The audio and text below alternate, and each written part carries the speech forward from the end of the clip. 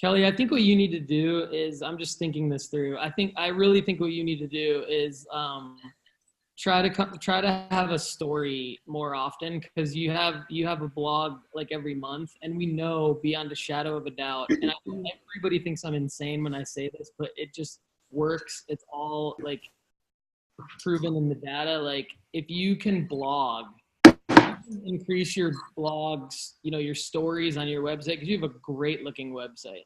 Thanks. Yeah, it's awesome. It's like It is completely so different nice. than when we met, and it's like it's awesome, and the photography's great, and you're set up to sell on Shopify, and you've got a nice blog section there, and I would blog once a week. Like, challenge yourself to blog once a week.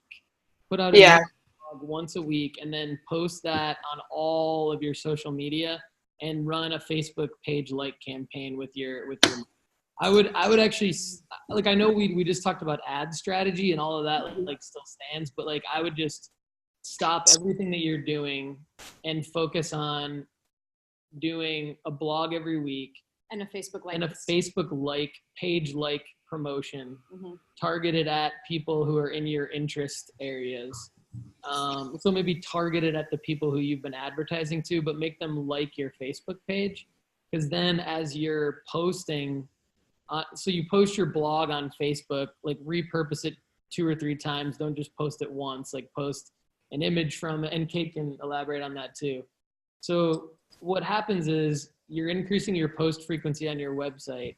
You're increasing your post frequency on Facebook and your other socials. That's going to increase your web traffic.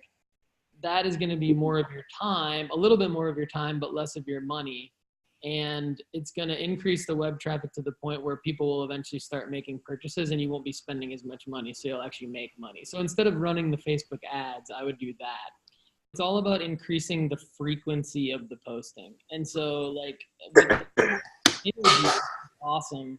But one of the things that I've done personally, and that we've tried to tell all of our clients to do, and academy members, is when you're doing an interview, that's like a once a month thing, because you're right, it takes a lot of time to line it up, and especially in your case, if you're needing to get photography because that's how you're showcasing your story, then that makes sense. But it's perfectly acceptable to do like a one question and answer from the interview and roll that out. And if you have like a 10 question interview or a 20 question interview, that should be 10 or 20 posts, not one post. Yeah.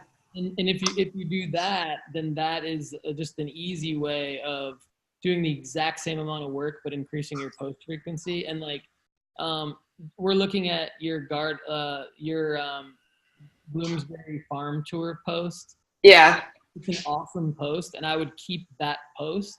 But just looking at, the great infographic and the imagery and the 2 videos, like, to me, that's, and I'm different than other people. Like, Kate's brand is different than our data-driven design and yours and things like that. So everyone's a little bit different. But like, to me, I look at this and like, I feel like this could be repurposed into 5 to 10 social media posts. Mm-hmm. And like, I'd say it's more like 3 or 4. But the point is, like, It's multiple. It's multiple, and if you take that thought process with it, then I think you can, maybe like your time goes up spent by like 2 to 5%, and you get like 50 to 150% more content from it.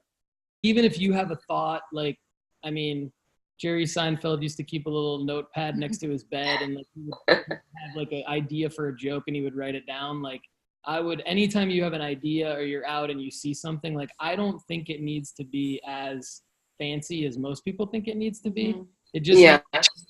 you having a thought and putting it out there, and like, and that is going to help you drive more web traffic.